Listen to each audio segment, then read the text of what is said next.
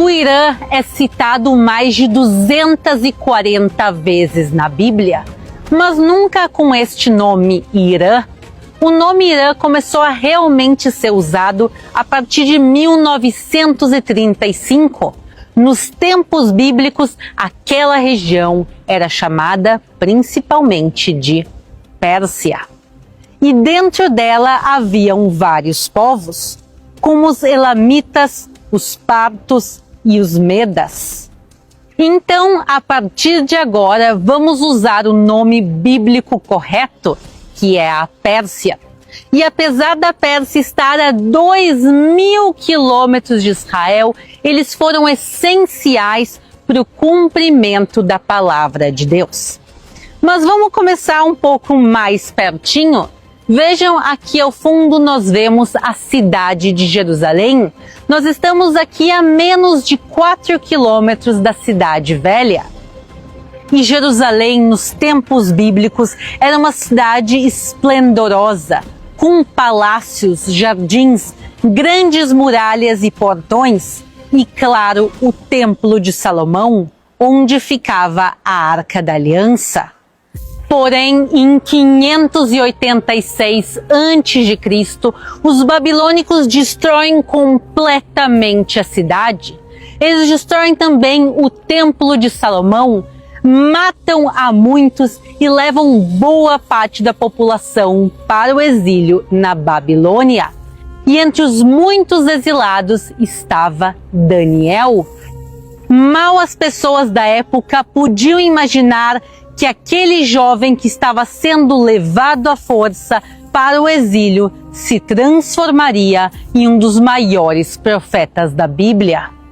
Imagino que deve ter sido muito difícil para ele e os outros viverem no exílio em uma terra estranha.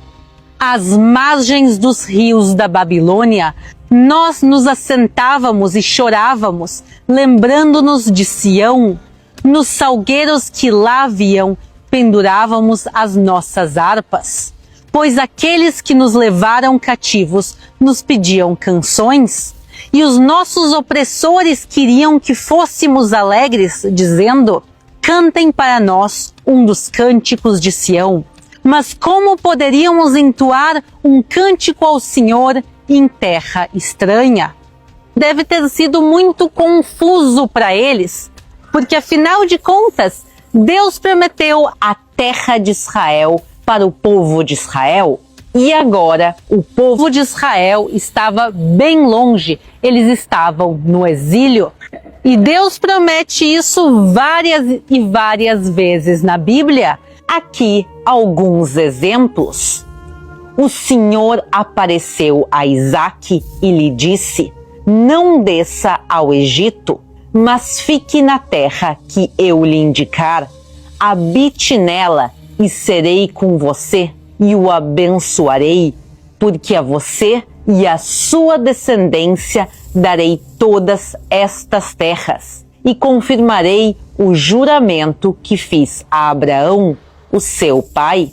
Multiplicarei a sua descendência como as estrelas do céu, e a ela darei todas estas terras. Na sua descendência serão benditas todas as nações da terra.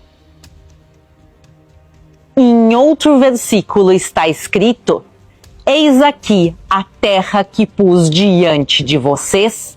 Entrem e tomem posse da terra que o Senhor, com juramento, deu a seus pais, a Abraão, Isaque e Jacó, a eles e a sua descendência depois deles. E há várias outras passagens. Se vocês quiserem, vocês podem parar o vídeo e ler o que eu coloquei na tela. Vejam que estranho. Deus tira Abraão da sua terra, da terra da Mesopotâmia, da Babilônia, e o envia para a terra de Canaã, e promete a ele e a sua descendência esta terra. Mas nos dias de Daniel, nos dias do exílio da Babilônia, Deus tirou o seu povo daqui e enviou eles de volta àquela terra estranha? Tinha alguma coisa aqui que parecia não fazer sentido, mas Daniel tinha fé plena em Deus e nas Escrituras, e ele sabia que o fim do exílio chegaria, e quem justamente iria salvar o povo de Israel seria a Pérsia. O próprio profeta Jeremias fala que o exílio duraria somente 70 anos.